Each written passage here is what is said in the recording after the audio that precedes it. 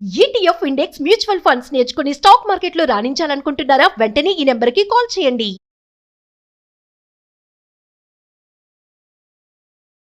నమస్కారం అండి. డాక్టర్ శ్రీ ఆచార్య అనంతకృష్ణ స్వామి గారు. నమస్కారం.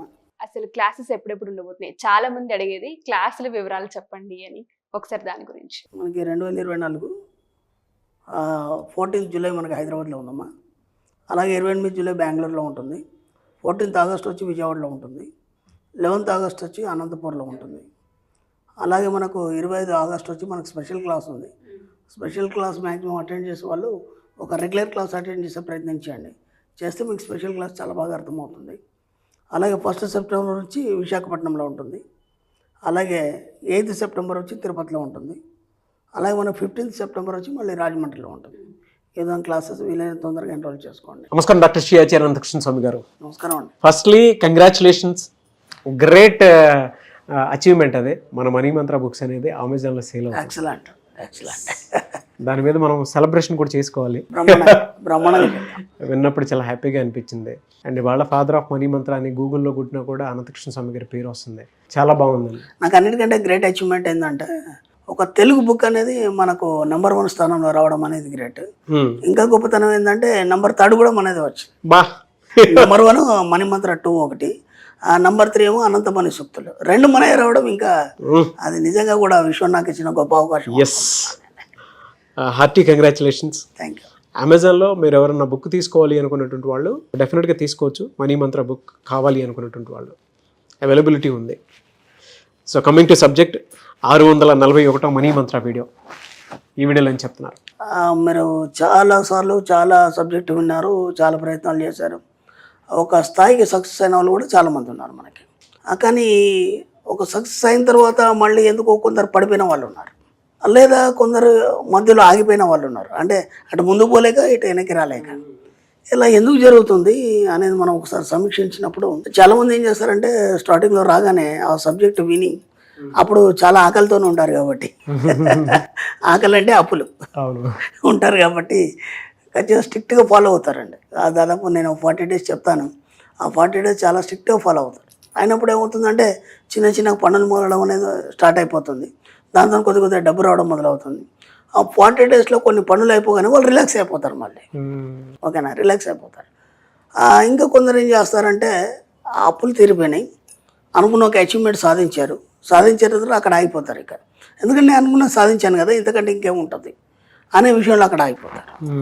ఇక్కడ మన సబ్జెక్ట్లో మనం ఏం చేయాలంటే నా సుప్త చేతనాత్మక మనసులో నేను నిరంతరం డబ్బు, సంపద, ఐశ్వర్యం అనే పదాలని ఫుల్ఫిల్ చేస్తాను. అర్థమైందా? ఎందుకు ఫుల్ఫిల్ చేయాలి? మీరు సుప్త చేతనాత్మక మనసులో వాటిని ఎందుకు ఫుల్ఫిల్ చేయాలంటే మీకు 24/7 కాకుండా మీ 7 జన్మలకు అది మీతోనే వస్తుంది.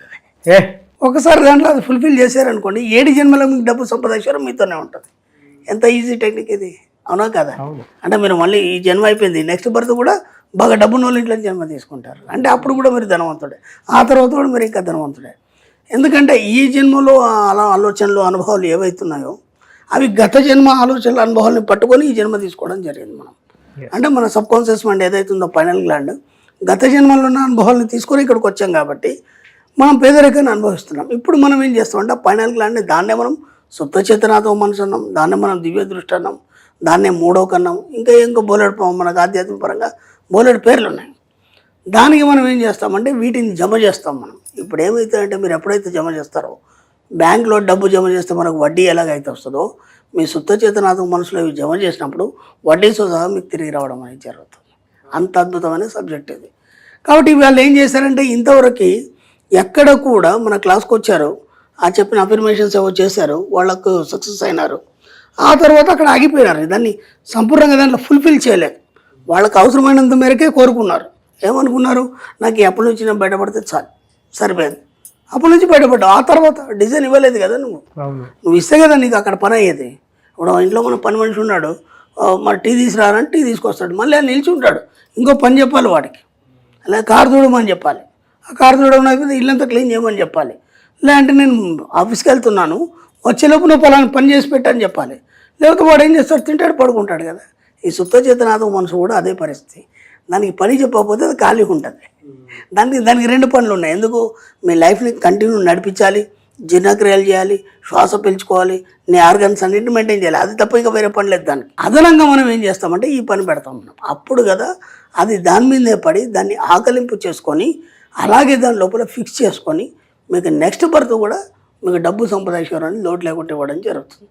అందుకని ఏమవుతుందంటే మీరు ఫుల్ఫిల్ చేయడం లేదు ఈ పదాలతో. మీ సుప్త చేతనాత్మక మనసులో డబ్బు సంపాదించుకోవడం అనే పదాలని నింపండి.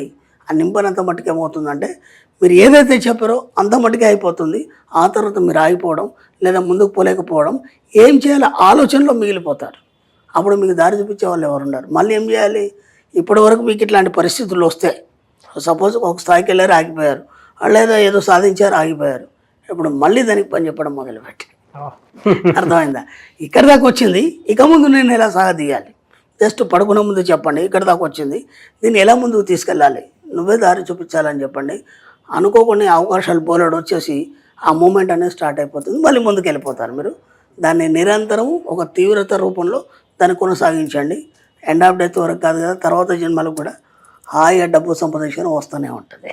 బట్ ఏదైనా సరే అండి, ఆ డిజైన్ ఇవ్వటం అనేది మాత్రం కంటిన్యూ ఇస్తూనే ఉండాలి. మనం ఖాళీ ఉంచొద్దు. అంటే పని వాడిని అయితే మనం ఎట్లయితే ఖాళీ ఉంచామో అలాగే మనం సుప్తచేతన ఆత్మ మనసు మీ యొక్క సేవకుడు అని చెప్పుకున్నాం. మనం విశ్వంని సేవకుడు అని చెప్పుకున్నాం. దాన్నే విశ్వం అంటాం, ఇంకా అంతకంటే ఎక్కేం లేదు. కాబట్టి నిరంతరం మీరు పని చెప్తూనే ఉండాలి, పని చెప్తూనే ఉండాలి. ఎనీవేస్ అంటే మన దానికి సంబంధించినటువంటి వాటిల్లో సబ్కాన్షియస్లో మనం ఏదైతే ఇస్తామో అది ఆటోమేటిక్గా డిజైన్ బయటికి రావడానికి గొప్ప కాంటెంట్ ఏదైనా ఉంది అని అంటే అది మనీ మంత్ర సబ్జెక్ట్ అని చెప్పేసి చెప్తాం మనం. The same time sir, spiritual language ఒకటి ఉంటుంది. కొన్ని కళ్ళతో మనం చూడలేనివి లోపల అంతర్మథనంతో మనం చూసేస్తాము, అంతర్గతంగా మనం చూసేస్తాము. స్పిరిచువల్లో అతి గొప్ప క్వాలిటీ. సైన్స్లో ఏంటి అని అంటే మనం కళ్ళతో చూసేది నమ్ముతాము. బట్ ఇందులో మన సబ్జెక్టులు ఏంటంటే మనం నమ్మిన తర్వాత ఆటోమేటిక్గా చూస్తాము. ఇది బాగా చెప్పారు. నేను దీనికి కూడా నేను ఇంతకుముందు గతంలో చెప్పాను, కొన్ని అద్భుతమైన వస్తువులు మనం చూడలేము. ఇప్పుడు మీరు అన్నట్టుగానే మన పురాణాల్లో కొన్ని ఉంటాయి. హంసలు, ఐరావతం, తెల్లని ఏనుగు ఎక్కడ కనిపిస్తుంది మనకి, నల్లేనుగునే చూసాము, అవునా కదా? క్రౌంచ పక్షులు, ఓకేనా, అప్సరసలు, దేవదూతలు, ఇవన్నీ కూడా మనం చూడలేము, విన్నాం కానీ చూడలేము. ఎందుకు చూడలేమంటే నీ కంటికి ఆనవవి. అంటే నువ్వు ఉన్నటువంటి డైమెన్షన్లో నీ కంటికి ఆనకుండా అవి ఇంకొక లోకంలో ఉన్నాయి. అలాగే డబ్బు కూడా మనకు అలాగే ఆనకుంటే అయిపోయింది. దీన్ని కూడా వాటితోనే మనం పోల్చుకొని అమ్మో డబ్బు అంటే బాగా ధనవంతుల దగ్గరనే ఉంటుంది, అది మన దగ్గరికి రాదు. అంటే ఇది ఒక అద్భుతమైన వస్తువు డబ్బు అనేది. కాబట్టి దాన్ని గొప్పగా చూడాలనుకున్నప్పుడు మీ దగ్గరికి రాదు, మీకు దొరకదు అది. కాబట్టి దాన్ని అతి సామాన్యంగా మీరు ఆలోచించినప్పుడు మీరు ఎప్పుడైతే ఇందాక మీరు చెప్పినట్టు మీరు అంతర్చక్షు ఉంటుంది దాన్ని. అంటే మీ యొక్క సబ్కాన్షియస్ మైండ్ ద్వారా ఎప్పుడైతే చూస్తారో డబ్బు కాదు కదా ఏదైనా చూడవచ్చు మీరు మీ జీవితంలో, అవన్నీ మీకు ప్రత్యక్షం అవుతాయి. అప్పుడు నీ లోపలికి నువ్వు పోయినప్పుడు కదా అవన్నీ ప్రత్యక్షం అవుతాయి. అలాగే డబ్బును కూడా మనం అద్భుతమైన వస్తువు అనుకున్నంత దూరం సేపు అది చాలా దూరంగానే ఉంటుంది మనకు అందదు. ఎప్పుడైతే మనం ఇన్నర్ మైండ్తో డబ్బుని చాలా చిన్నగా చేస్తామో ఆటోమేటిక్గా జీవితంలో కుప్పలు తెప్పలుగా డబ్బు వచ్చి పడుతుంది. అంతే. ట్రూ అండి. ఎస్. ఎందుకంటే అసలు మనల్ని మనం అంత గొప్పగా చూసుకోవాలనుకున్నటువంటి ఆలోచన కూడా ఉండాలి. ఆ ఆలోచనే నిజం చేస్తుంది. చాలామంది నేను ఎంబీబీఎస్ అవుతాను, ఇంజనీర్ అవుతాను అని అనుకుంటూ ఉంటాం. బట్ అది ఎప్పుడైతే విజువల్ లోపల పడి ఆ 3-4 years మనం ఫినిష్ చేసుకుంటామో ఒక రైట్ అవుట్పుట్ మనకు అప్పుడే బయటికి కనిపిస్తూ ఉంటుంది. అది ఈ లోపల మనం చూసుకోవాలి కదా. ఎస్, చూసుకుంటే కదా నీకు అది బయటకు వచ్చి. నేను ఐఏఎస్ అవ్వాలనుకుంటే ఐఏఎస్ డిజైనే కనిపిస్తుంది, నేను ఐపీఎస్ అవ్వాలంటే ఐపీఎస్ డిజైన్, నేను డాక్టర్ అవ్వాలంటే డాక్టరే, ఇంజనీర్ అవ్వాలంటే ఇంజనీరే అదే కనిపిస్తుంది, నేను యాంకర్ అవ్వాలనుకుంటే నా అవుట్పుట్ అదే కనిపిస్తుంది. ఇలా so fantastic and thank you sir, thank you so much doctor షియా చిరంతకృష్ణ స్వామి గారు. Thank you. సుమన్ టీవీలో మీ పర్సనల్ అండ్ బిజినెస్ ప్రమోషన్స్ కోసం కింది నెంబర్కి కాంటాక్ట్ చేయండి.